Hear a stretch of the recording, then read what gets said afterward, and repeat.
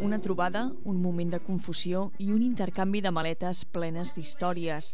Així arrenca l'espectacle Sol amb la lluna, que diumenge va estrenar la companyia Esgrata, formada pel manresà Joan Cirera i la vinyonenca Clara Gavaldà. Els dos actors compten amb una dilatada experiència en el món dels espectacles familiars i l'animació infantil.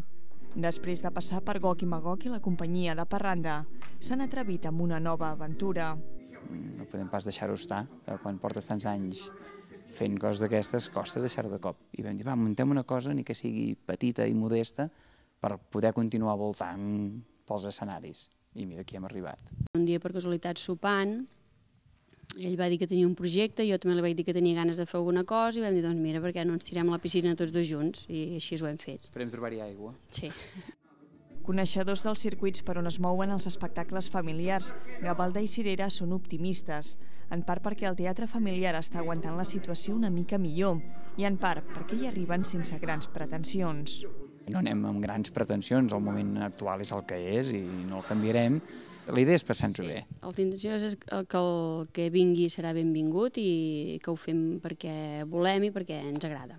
I així es van plantar diumenge a l'escenari del Teatre Catalunya d'Avinyó, amb la sola pretensió, com si fos senzilla, d'arrencar les rialles del públic, el públic de casa, el més exigent i alhora el més comprensiu de tots.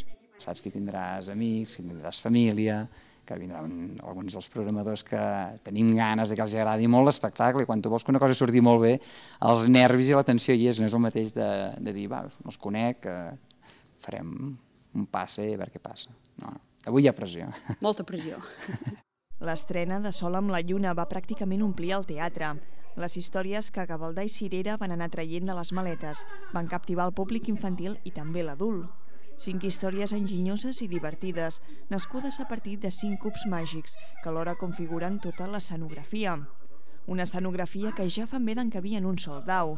Serà més fàcil de transportar. I és que la companyia Esgrata ja ha tret el bitllet per a un viatge que ha de tenir i segur que tindrà moltes parades en el camí. Diumenge en va fer la primera.